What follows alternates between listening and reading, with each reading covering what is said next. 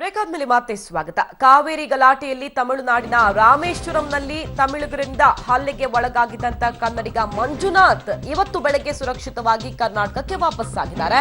ತಮಿಳುನಾಡು ಪೊಲೀಸರು ಬಿಗಿ ಭದ್ರತೆಯಲ್ಲಿ ಇವತ್ತು ಹೊಸೂರಿನ ಬಾಗಲೂರು ಗಡಿಗೆ ಉಡುಪಿ ಮೂಲದ ಮಂಜುನಾಥ್ ಅವರನ್ನ ಕರ್ಕೊಂಡು ಬಂದು ಬಿಟ್ಟಿದ್ದು, ಅಲ್ಲಿಂದ ಯಲಹಂಕದಲ್ಲಿರುವಂತಹ ತಮ್ಮನ ಮನೆಗೆ ಮಂಜುನಾಥ್ ವಾಪಸ್ಸಾಗಿದ್ದಾರೆ. ಈ ವೇಳೆ ಮಾತನಾಡಿದ ಅವರು, ನನಗೆ ಮನ ಬಂದಂತೆ ಥಳಿಸಿದ್ದಾರೆ ಅಲ್ಲಿನ ತಮಿಳು ಜನ.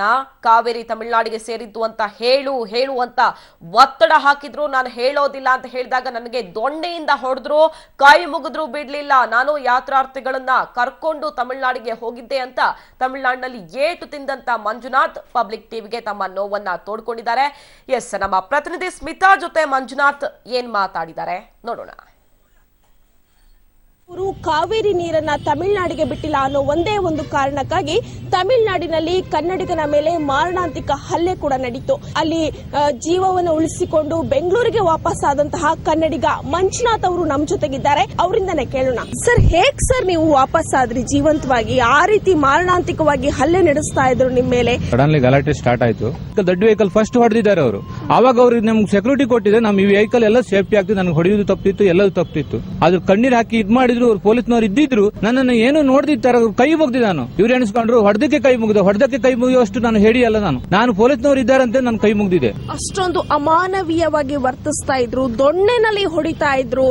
ಯಾಕೆ ಅಷ್ಟು ಕ್ರೂರವಾಗಿ ಬಿಹೇವ್ ಮಾಡಿದ್ರ ಅವರು ಅಂತ ಹೇಳಿದ್ರು. ಕಾವೇರಿ ರಾಮೇಶ್ವರಕ್ಕೆ ಲಾಸ್ಟ್ ಆಗಿ ತಲುಪುತ್ತಿರುವುದು. ಅಲ್ಲಿ ಅವ್ರು ಏನ್ ಹೇಳಿದ್ದಾರೆ, ನೀವು ಕಾವೇರಿ ನಮ್ಮದು, ತಮಿಳುನಾಡಿಗೆ ಸೇರಿದ್ದು, ಕನ್ನಡಕ್ಕೆ ಸೇರಿದ್ದಲ್ಲ ಅಂತ ಹೇಳುದು. ನಾನೇನು ಪಾಕಿಸ್ತಾನ ಬೋರ್ಡ್ರಿಗೆ ಹೋಗಿಲ್ಲ, ನಾನು ಇಂಡಿಯಾದಲ್ಲಿ ಹೋಗಿದ್ದಾನೆ ಮೇಡಮ್. ನನಗೆ ಹೊಡೆದ ನಂತರ ನನಗೆ ಕನ್ನಡಕ್ಕೆ ಸೇರಿದೊಂದಷ್ಟು ಹೇಳುವಷ್ಟು ಪುರುಸೋದಿಲ್ಲ. ಕನ್ನಡ ಎಂಬುದು ಬಿಟ್ಟರೆ ನನಗೆ ಕನ್ನಡಕ್ಕೆ ಸೇರಿದೊಂದು ಹೇಳುವಷ್ಟು ನನಗೆ ವಯಸ್ಸು ಬರ್ಲಿಕ್ಕಿಲ್ಲ ಮೇಡಮ್. ಫೈನಲ್ ಆಗಿ ಏನ್ ಹೇಳ್ತೀರಾ ಸರ್ ನೀವು ತಮಿಳುನಾಡಿನವರಿಗೆ?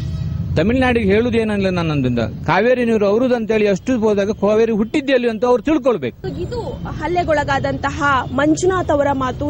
ಕ್ಯಾಮರಾ ಪರ್ಸನ್ ರವಿಕುಮಾರ್ ಜೊತೆ Smitha V Gowda, crime bureau, public TV. Yes, ಇದೊಂದು ವಿಡಿಯೋದಿಂದಾಗಿ ಕರ್ನಾಟಕದಲ್ಲಿ ಯಾವ ರೀತಿ ದೊಡ್ಡ ಆಕ್ರೋಶದ ಬೆಂಕಿ ಹೊತ್ಕೊಂಡು ಆಸ್ತಿ ಪಾಸ್ತಿ ಹಾನಿ ಇರ್ಬೋದು, ಕನ್ನಡಿಗರ ಆಕ್ರೋಶ ಇರ್ಬೋದು, ಎಲ್ಲದಕ್ಕೆ ಕಾರಣವಾಯ್ತು. ಮಂಜುನಾಥ್ ಅವರಿಗೆ ತಮಿಳುನಾಡಿನಲ್ಲಿ ಸಿಕ್ಕಾಪಟ್ಟೆ ಥಳಿಸಿದ್ದು, ಅವರಿಗೆ ತಮಿಳಿನಲ್ಲಿ ಕಾವೇರಿ ತಮಿಳುನಾಡಿಂದು ಅಂತ ಹೇಳಿ ಅಂತ ಒತ್ತಾಯವನ್ನ ಹೇರಿ ಬಡಿಗೆ ತೋರಿಸಿದ್ದು. ಈ ಒಂದು ಆಕ್ರೋಶಕ್ಕೆ, ತಮಿಳುನಾಡಿನ ಆಕ್ರೋಶಕ್ಕೆ ತುತ್ತಾಗಿದ್ದಂತಹ ಮಂಜುನಾಥ್ ಅವರು ವಾಪಸ್ ಆಗಿದ್ದಾರೆ. ಅವರು ಪಬ್ಲಿಕ್ ಟಿವಿ ಸ್ಟುಡಿಯೋದಲ್ಲಿ ಕೂತ್ಕೊಂಡು ತಮ್ಮ ಅನುಭವ ಹೇಗಿತ್ತು, ಯಾವ ರೀತಿ ಟಾರ್ಚರ್ ಕೊಟ್ಟರು ಅನ್ನೋದ್ರ ಬಗ್ಗೆ ಇಂಚಿಂಚು ಮಾಹಿತಿಯನ್ನು ಕೊಡ್ತಾರೆ. ಕೆಲವೇ ಕ್ಷಣಗಳಲ್ಲಿ ಮಂಜುನಾಥ್ ಪಬ್ಲಿಕ್ ಟಿವಿಯ ಸ್ಟುಡಿಯೋದಲ್ಲಿ ಜನರ ಮುಂದೆ ಮಾತಾಡಲಿದ್ದಾರೆ.